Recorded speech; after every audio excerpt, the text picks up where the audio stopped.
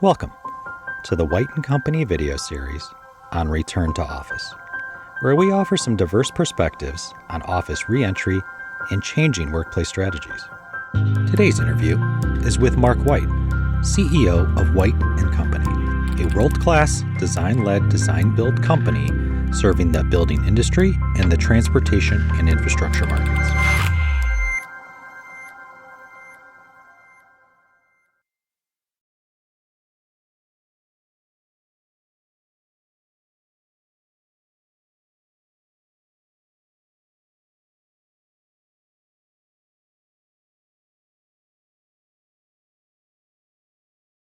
I'd say that return to work is probably more complex than leaving the office to work from home in the first place. It's quite interesting. A gentleman that works for us is named Steve Shearer, once asked the question, how long would it have taken us to move home had we had to anticipate it? Probably a year. Okay, but when it's mandated, it's interesting how you figure things out under pressure. I think we did a pretty good job. I think that a lot of people adjusted nicely to work from home, like it, enjoy the flexibility, and want to continue working from home, at least part-time. From our point of view, that's fine. We, I believe, have successfully accommodated every person that wants to work from home for pretty much whatever period of time they want. Do people have an expectation to have more flexibility in the workplace? Absolutely. Are people more focused on work-life balance than ever before in my career? They certainly are. From my point of view, that's welcome. What we've asked is that people return to work 3 days a week unless there's a reason. And we're very generous with interpreting the reasons. It can pretty much be any reason. So an example of a good reason to work from home would be tomorrow I have Zoom meetings all day and it's just easier for me to do that from my home office.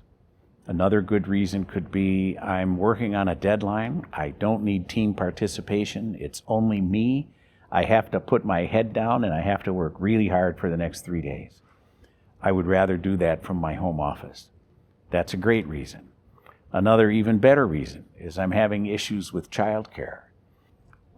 So anyway, that's what we're doing, and I think people are following that. We're averaging more than 3 days per week, probably closer to 4 days a week, so I think people like being back in the office.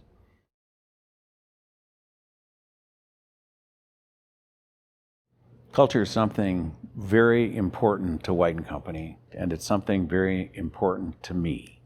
And I spend a lot of energy working on culture and hiring for character over talent. I think it's difficult to build and sustain a culture virtually. Not impossible, difficult. I also think that in our industry, mentoring is very difficult virtually. So if you were to ask me, are there two things that suffer in this work from home environment, I would say for us, culture and mentoring. The ability to ask an impromptu question is a very important piece of the professional services puzzle. I also think that young people may not have the best work from home situations. Many of them have small apartments and they have roommates, and finding the place to work, okay, what is one person in the little bedroom and the other is in the dining room, and do they work in shifts, or it can be difficult for many people. In my opinion, work from home's never going away. So for instance, our chief information officer lives in Atlanta and it's working just fine. The individual that heads our referendum consulting business lives in Colorado, in Denver. We have a graphic consultant that lives on the western slope somewhere. I'm not sure. I just know it's the western slope of the Rocky Mountains, and he always seems to be around when we need him. and he produces world-class work.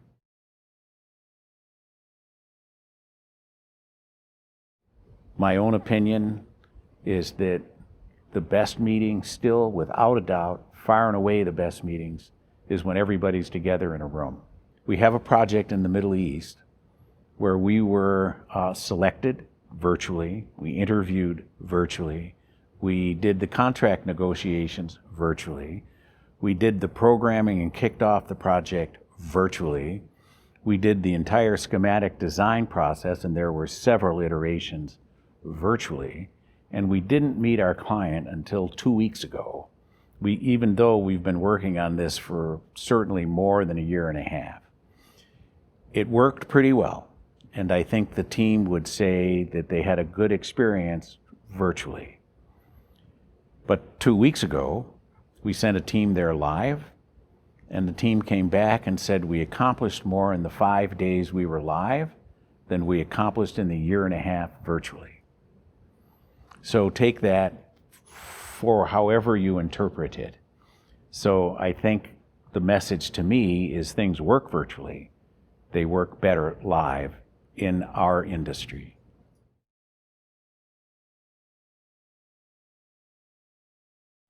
I think that you're going to have people that are virtual every day, all of the time. And it's quite exciting to think that you can have subject matter experts, for instance, that are full-time team members, and they could be living overseas even. There's a time issue there.